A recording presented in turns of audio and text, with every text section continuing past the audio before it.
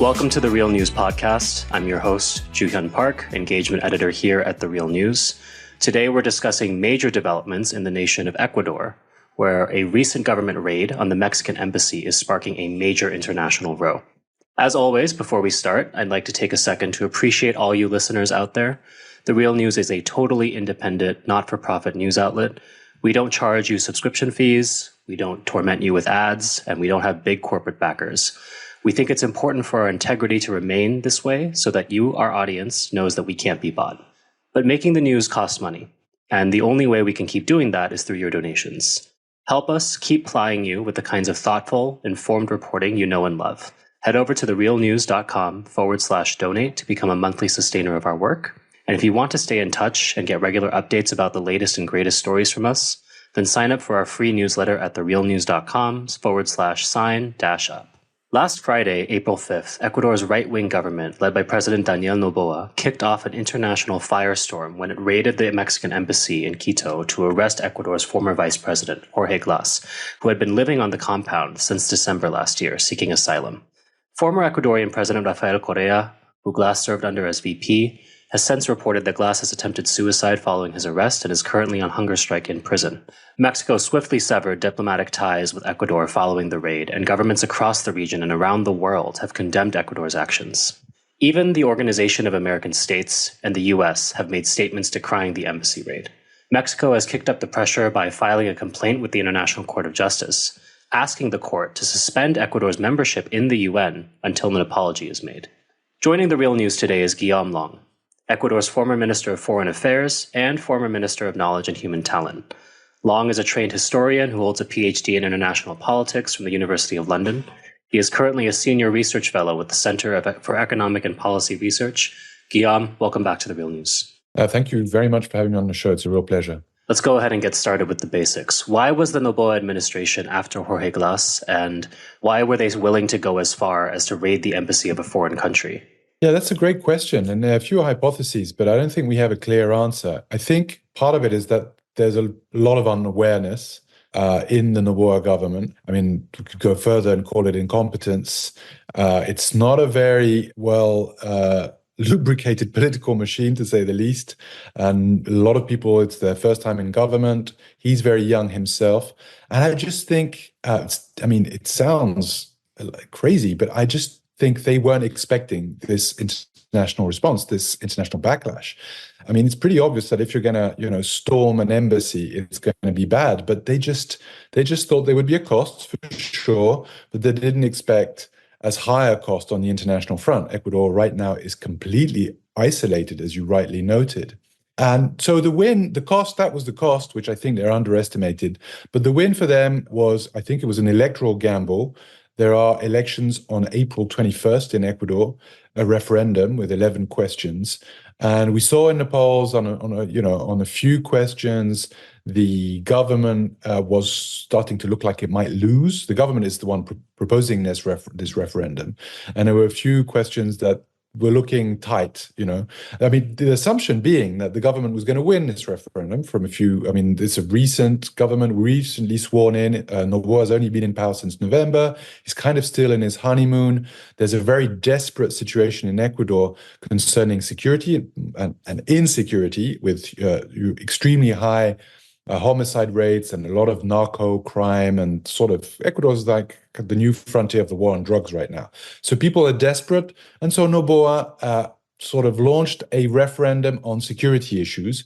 He also managed to sneak in a couple of questions that have to do with economics and directly benefit his own business empire and his family's business empire. But the other 9 questions were on security issues, sort of enabling the military to get involved in law enforcement, longer sentences, allowing for extradition of Ecuadorians, essentially, to the United States, and those kinds of measures.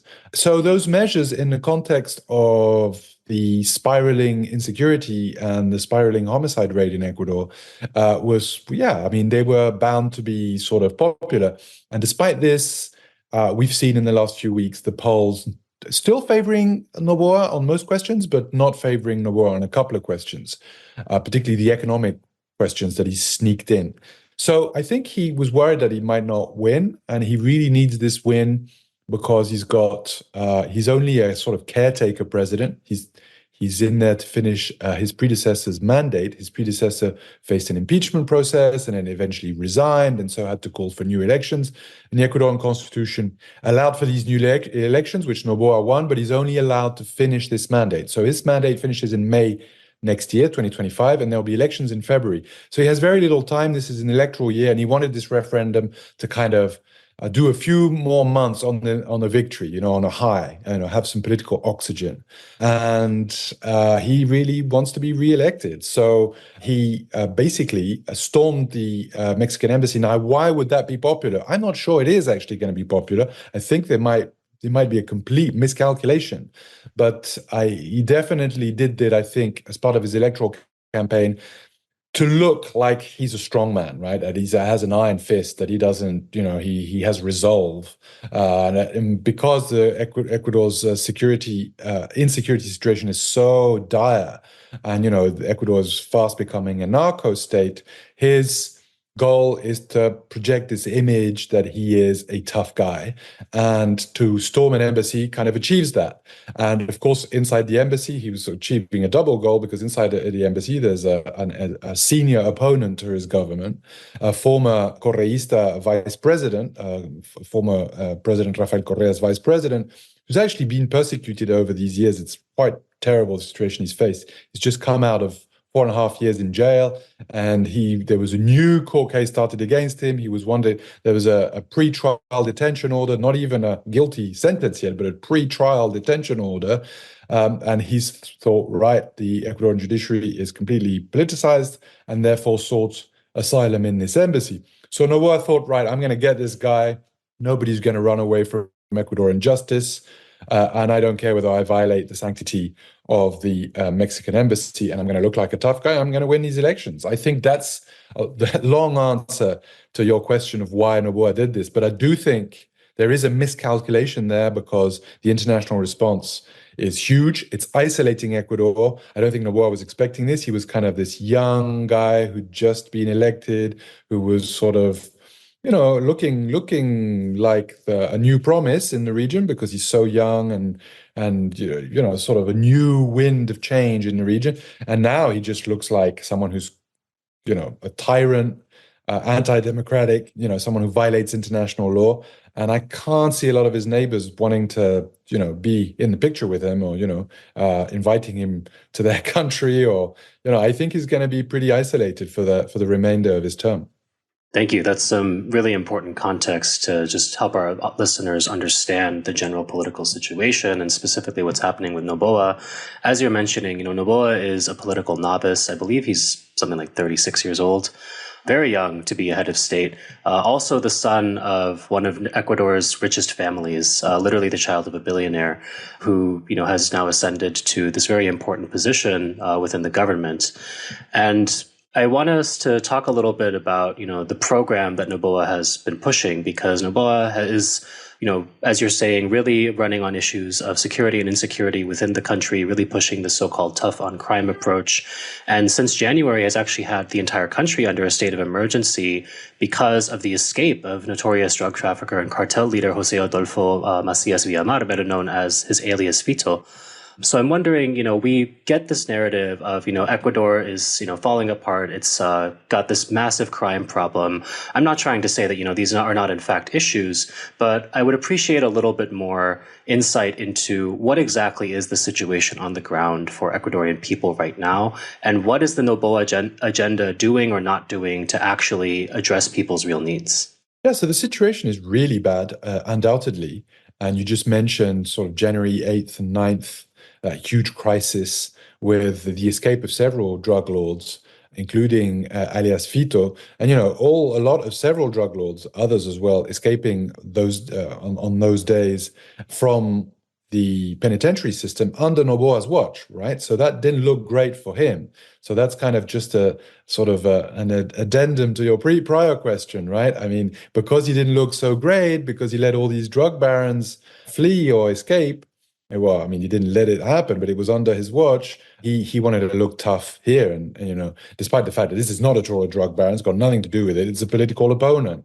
and I would argue someone who's facing a lot of political persecution and lawfare, which is something we can also talk about. But yeah, the situation in Ecuador is really bad. Last year, 2023, Ecuador closed with one of the highest homicide rates in the Americas. Just to contextualize, Ecuador was traditionally a pretty peaceful place in South America. It didn't suffer from the rampant insecurity that its two larger neighbors have historically suffered from, so Colombia and Peru. It was one of the few countries that, well, first of all, was not a producer of cocaine. Colombia is right on the other side of the border. It was kind of a transit country. It had some issues there. And also because Ecuador was dollarized, the economy was dollarized in the year 2000. So there was some incentive for criminal organization to launder money in Ecuador. So, I mean, it wasn't completely immune from the drug trade, but it was always considered a much lesser problem than many other countries in the region.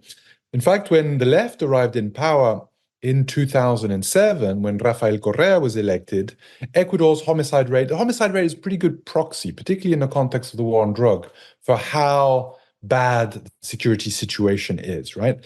And Ecuador's homicide rate, inherited by Correa in 2007, was 16, 17 homicides per 100,000 inhabitants. That's the Latin American average. So it's not great because Latin America has a higher homicide rate. But compared to some of its immediate neighbor, including Colombia and other sort of real countries that have really struggled historically with insecurity and with narco-trafficking, criminal organization, it was relatively benign. But despite this, Correa really invested in improving the efficiency of his security system and the police and the intelligence services and so on the one hand, so kind of a traditional, if you like, law enforcement approach, but also with some decentralization of police capacity, so kind of sort of neighborhood police forces, which was a whole model that was actually heralded by the Inter-American Development Bank and the OAS itself as a successful model, but still law enforcement approach on the one hand. And then on the other hand, of course, the social approach, the long-term sort of reduction of poverty and inequality, with a massive reduction of poverty during his 10-year mandate under Correa, and probably the champion in the region. Ecuador was the champion in the region in the reduction of inequality. And so this resulted, this kind of dual approach, better security, but also redistribution, social labor and human rights, resulted in the homicide rate dropping from 16 per 100,000 homicides, 16 homicides, per 100,000 inhabitants, to 5.8 homicides per 100,000 inhabitants. This is one of the greatest success stories in crime reduction and in criminal and violent crime reduction and reduction of lethal violence in Latin America in just a decade. 5.8 homicides per 100,000 inhabitants in 2017. Well, last year, in 2023, the year closed in Ecuador with 46 homicides per 100,000 inhabitants. So we've gone from 5.8 homicides to 46 homicides per 100,000 people in just 6 years. This is one of the sharpest increases in Latin American history of the murder rate.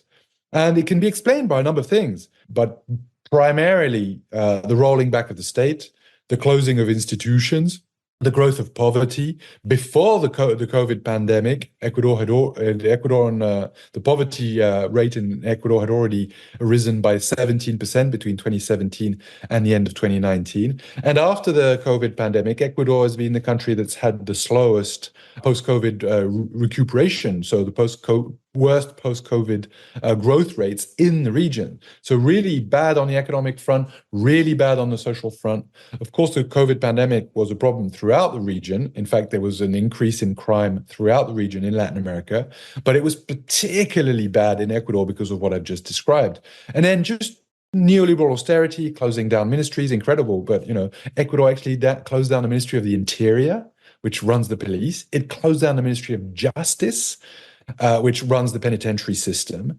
It closed down the Coordinating Ministry of Security, which was also hailed as a success story, including by inter-American institutions. I just mentioned the Inter-American Development Bank, which is not exactly a leftist institution, but still sort of saw this as an efficient oversight over and coordination between the different security forces and intelligence services and so on, they closed all that down to cut the budget. Neoliberal austerity came, and that was it. That was the end of a number of institutions that had been successful.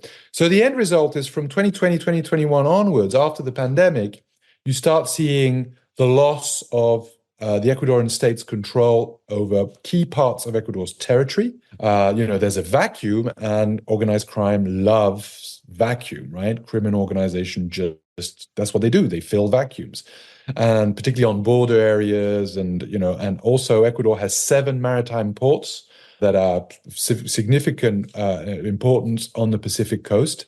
And therefore, those were very interesting, obviously, for narco-trafficking organizations. So a lot of the fighting has been over the control of those maritime ports.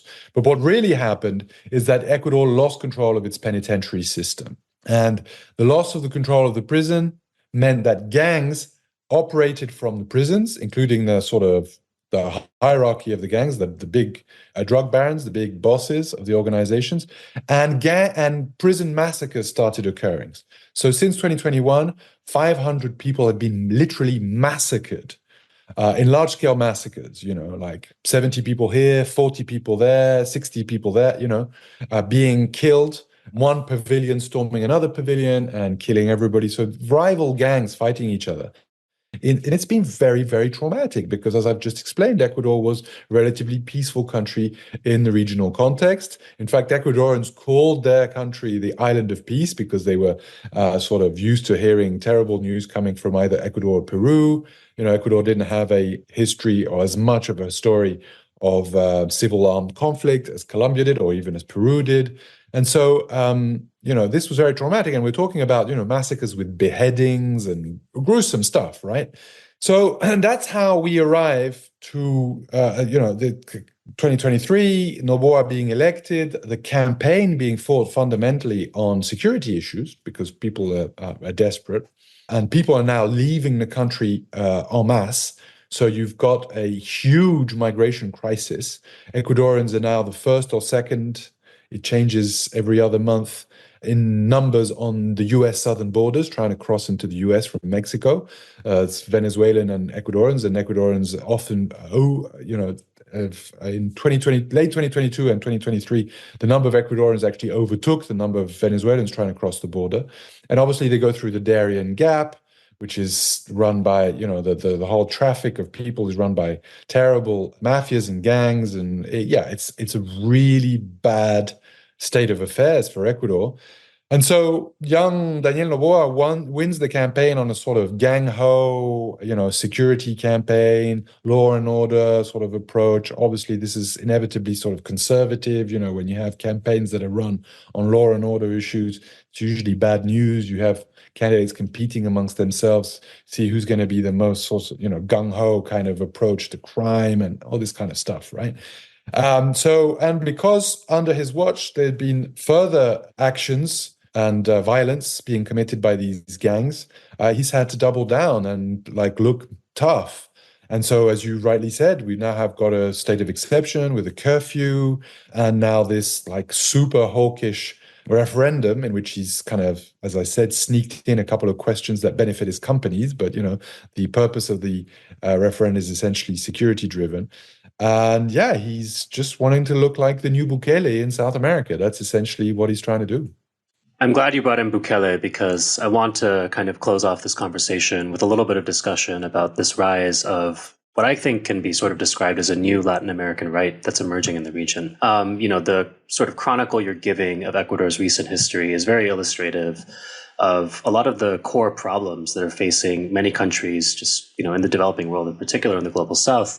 And, really the dual approaches that can be taken to the question of insecurity, to the question of people's well-being and quality of life. Do we primarily take a tough on crime approach, which, has as its basis this kind of neoliberal logic wherein we divest from the commons, we take resources away from the social question, resources away from, the economic side in the sense of, lifting up the vast majority of people in favor of privatization, in favor of expanding the repressive capacities of the state. Is that the way that we, solve the development question? Or, is it more in line with what you were describing under Correa, where, there is, this sort of dual approach where, the social question is given its proper place and, proper resources so that, the people have institutions that are supporting them so that there can be functioning government. And then at the same time recognizing that, yes, narco organizations are a serious threat to people's well-being and that, there has to be, law enforcement efforts to combat them. Wanted to sort of frame some of your comments more recently, but, getting back to this comparison to Bukele, I mean, Bukele, Javier Milei in Argentina, Noboa in Ecuador, these all sort of seem like some version of the same guy, right? They're young, somewhat inexperienced political leaders from pretty wealthy backgrounds who are pushing platforms that emphasize being tough on crime and also more covertly, want the country to be more friendly to foreign investment, sort of ignoring the history of how institutions like the IMF, how proximity to the dollar, in Bukele's case, trying to turn his country into a Bitcoin island, have not really resulted in great outcomes for the vast majority of working people. So I'm wondering if you can comment on how Noboa fits into this rising new Latin American right and how the left can effectively respond. Yeah, it's a great question. I mean, it's actually a bit of a surprise in Noboa's case because unlike Milei, who sort of announced his kind of libertarian anarcho-capitalist colors from the campaign, Noboa didn't do that. Noboa, in fact, ran on a platform which was essentially about putting an end to the polarization between left and right. So he argued that he was the candidate of this sort of typical candidate of post-politics, right? I'm not a political guy, I'm an outsider, which of course is clearly a right-wing sort of approach to politics anyway. There's no such thing as post-politics or or an absence of ideology. We know that, but still, for Correismo, defeated in the second round, Noboa won 52-48 against the left. It's important just to briefly establish that the left, and the strongest force on the left is Correismo by far, and Correa's party, the Citizens' Revolution, is still the strongest political force in the land, right? It is the country that has the largest bloc in the parliament, in the National Assembly, Congress, if you like. It is the party, it's the only real functioning party. It's the only party out of the 8 candidacies in 2023 that had both its candidates for president and vice president actually being party members. All the other parties, the other 7, neither the candidate for the presidency or the vice presidency, in all 7 cases, were actual members of the parties that were launching them, which I think says a lot, right? So you do have a strong party. It's also a party that has a lot of territorial presence. It's got the mayors of the capital city, Quito, of the Guayaquil, the other big city, Cuenca, the 3rd largest cities, all the main governors, we call them prefectos, but essentially the equivalent of US governors of the different provinces, of the most important, demographically important provinces are in the hands of Correismo, of the left. So it's very much, very much a thriving party, and it wins in the first round, usually with 32-33% of the vote. But in the second round, it's everybody against the left, right? Including the media. And I would argue in a very sort of surreptitious fashion, the United States, right? And there you lose, or the left loses twice in a row now, 52-48. So it doesn't manage to win the presidency in the second round, but it's still very much a strong political force that's part of the political system now, which is interesting to think of the left as part of the political system, because of course before Correa, the left was totally marginal, wasn't at all a part of the political system. So there is a climate of polarization, because if the left wasn't strong, you wouldn't have this polarization. It's because there's a real possibility of a return of the left that you have this kind of polarization between left and right, and between the very, very right-wing media and the left, which is essentially, the media is really the party of the right in Ecuador. So Noboa arrives and says, I'm against this polarization. I will transcend this polarization. And he actually crucially says, I'm not anti-anything. Because a lot of people define themselves as anti-Correistas, people understand that he's going to stop the persecution against Correismo. Nobody was expecting him to be a leftist. As you rightly said, he is the son of the most wealthy man in Ecuador, the billionaire, banana magnate Alvaro Noboa, who actually Correa defeated in 2006, the first time he won. And now it's his son who is running the show. So nobody expecting him to be particularly progressive, but at least, and the climate's been so bad for Correismo with a lot of persecution, not unlike what's happened in other parts of Latin America, including in Brazil against Lula and so on and so forth, that, it was kind of like, oh, maybe at least we can normalize democracy a little bit. There can be a little bit less aggressiveness in comparison to the two prior governments, which really judicialized politics or politicized the justice, what we call lawfare. And he started off making some deals. But as soon as the security situation deteriorated, he made the call to the US, come and save me. He made the call to Southcom, come and save me. And from one day to the next, we see a renewed intransigence, renewed anti-democratic intransigence towards the left. All the possible negotiations, agreements, again, there's an end to all this. Judicialization of politics starts anew, including against Jorge Glas, who's the guy that was in the Mexican embassy, who'd just been granted asylum by the Mexicans.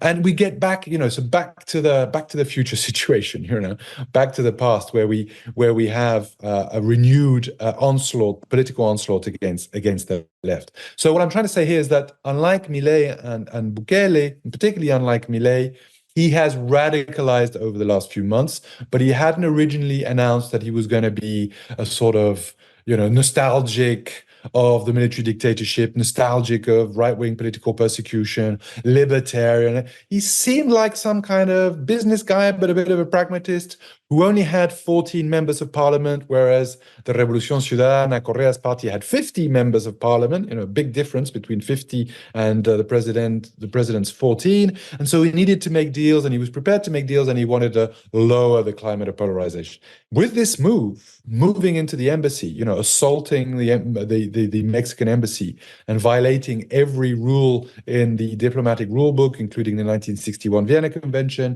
the 1954 Caracas Convention on Asylum, the 1951 Geneva Convention on the Status of Refugees, and so on and so forth. I could continue. He really has irked the international community. He's lost, I think, some support domestically, including on the right, because some people who are more institutionalists, if you like, don't really want to be associated with this kind of rogue behavior. And he's really doubled down and gone back to this kind of polarized politics of, of trying to basically annihilate the left. So far, it hasn't worked. Despite all the persecution, despite former President Correa himself being granted political asylum by Belgium for political persecution, despite a lot of people in Correa's former cabinet ministers, former members of parliament, whatever, being in asylum in Mexico, in Argentina, in other parts of the world, the party still exists. As I've just argued, it's actually the only really functioning party in Ecuador, the one that has, membership and has the capacity to have a large group in Congress and to have a number of mayors and governors and so on. So far that strategy's failed, but Noboa is doubling down on it, which is something he's betraying the platform that he was elected on. So we'll have to see how that goes for him and whether the Ecuadorian people accompany him in this process. I think if he manages to deliver on the security front, the Ecuadorian people are so desperate that he might be in for a chance to win next. I mean, it's a long way away, but next year's presidential election. If he doesn't deliver on that front, and he continues the same old practice of sort of lawfare and cracking down on civil and political rights and locking up people and so on, I imagine that's not going to play out too well for him. Either way, the left, because I think of successful governance between 2007 and 2017, is still alive and well, despite the fact that a lot of its leadership is in exile. And, I think eventually this strategy of trying to censor it, and just stamp it out is not going to work. And there will eventually be a return. One day, that second round of that presidential election is not going to be 52-48. It'll be 48 for 52, right? It'll be the other way around. So I think that will eventually happen. As a broader comment on the Latin American right, yes, I think the big tragedy of Latin American politics over the last few years is that after the pink tide, which lifted 100 million people out of poverty between 2000 and 2012 and had unprecedented growth rate. You have to go all the way back to the commodities boom of the 70s to have similar growth rates. And even that, it depends where, but it's not always, well, it's not always comparable, but yeah, you have to go back a long time to have similar growth rates. Certainly the neoliberal decades of the 80s and 90s were disastrous, even in very orthodox economic terms, right? The very terms that the neoliberals used to sort of evaluate their success. It was a radical failure. So the after successful governance from the left of center, the very heterogeneous left in Latin America, one would have expected the right wing return, which happens from roughly 2015, 2016 onwards, and then is accompanied by Trump. One would have expected the right wing return to learn from its mistakes of the past, to not bring back the policies of the 80s and 90s, to not bring back the IMF, to not bring back authoritarianism, and to learn a little bit from the left, even if it's just for, in a kind of politically utilitarian fashion, right? But they didn't. They really doubled down on neoliberal ideology in every possible aspect, and in fact became even more extreme, applying certain forms of libertarianism. And so I think that's a big tragedy, because instead of acquiring a certain modernity in where you have sort of left and right still vying for power in a democratic context in Latin America, but sort of having moved a little bit closer to the center and having a less sort of feudal right wing, less of a plutocratic right wing defending the bank and the plantation, which is essentially what the Latin American right wing defends, right? The basically agro exports, primary economy, low levels of innovation, low levels of capitalist modernity, very feudal land-owning right wing, right? Instead of having that, you've got a doubling down and a radicalization of that sort of those pre-modern practices, of this kind of, this right-wing ideology of wanting to get rid of the state. And that's a real historic failure, and it's a real shame, because it means that even if we have democratic pendulous swings, it's going to be very difficult to have some kind of social and political pact that enables sort of developmentalist policies to go forward over the long run, like we've seen in other parts of the world, including in East Asia, right? You do have a very pre-modern feudal right wing that prevents development, I would argue, in Latin America right now. Well, thank you so much for your time and for this really in-depth analysis into what's going on in Ecuador presently and the historical context that it's emerging from. Guillaume, how can our audience keep up with you? No, thanks for the invitation. It's a real pleasure. Yeah, you can follow me on Twitter at Guillaume Long. That's GuiLLaume Long. And I'm on other social networks, but I think Twitter's a good start. All right, excellent. Well, that's all for today. Thanks again to Guillaume Long for stopping by. Before we close, I'd like to give a shout out to the Real News Studio team, Cameron Granadino, David Hebden, and Kayla Rivara for making this episode possible. And to our audience, thank you once again for listening. We'll catch you next time here on The Real News.